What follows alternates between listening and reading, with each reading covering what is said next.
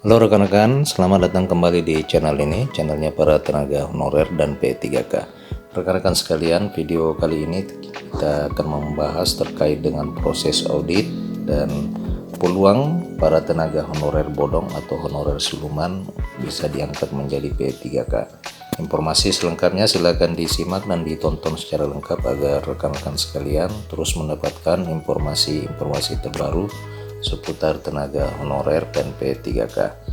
Rekan-rekan sekalian, diketahui bersama bahwa saat ini proses audit data tenaga honorer yang terdata di dalam database BKN itu masih terus dilakukan oleh Kementerian Pendayagunaan Aparatur Negara bekerja sama dengan BPKP dan Badan Kepegawaian Negara.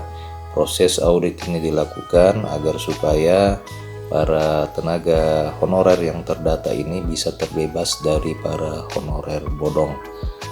Mengenai proses pengangkatan honorer menjadi P3K, Menpan baru-baru ini mengatakan bahwa format pengangkatan itu akan segera diatur di rancangan undang-undang ASN, di mana nantinya ada P3K penuh waktu dan P3K part-time atau P3K paruh waktu.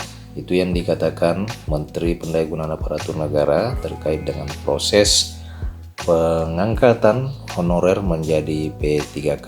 Nah rekan-rekan, Anas juga menegaskan bahwa jika nantinya ditemukan tenaga honorer yang tidak valid, maka akan dicoret dari proses seleksi P3K meski dia masuk kepada honorer yang mendapatkan afirmasi.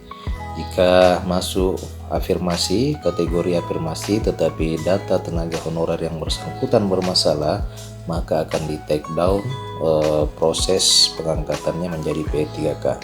Lebih lanjut, Menteri Pendayagunaan Aparatur Negara mengatakan bahwa audit data tenaga honorer yang ia minta dilakukan oleh Badan Pengawasan Keuangan dan Pembangunan saat ini masih berproses, merupakan audit secara acak dan bukan menyeluruh.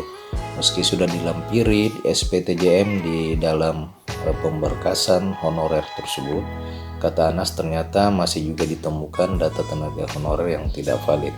Itu yang hasil sementara dari hasil audit yang dilakukan oleh BPKP, meskipun dilengkapi dan didukung oleh SPTJM, surat pernyataan tanggung jawab mutlak dari yang bersangkutan maupun dari pejabat pembina kepegawaian, ternyata memang masih ditemukan data tenaga honorer yang tidak valid. Karena itu perlu dilakukan audit secara menyeluruh agar didapatkan data valid, terlebih juga bahwa jumlah tenaga honorer ini ternyata membengkak lagi. Audit dilakukan juga demi honorer asli yang sudah lama mengabdi dengan gaji yang tidak seberapa.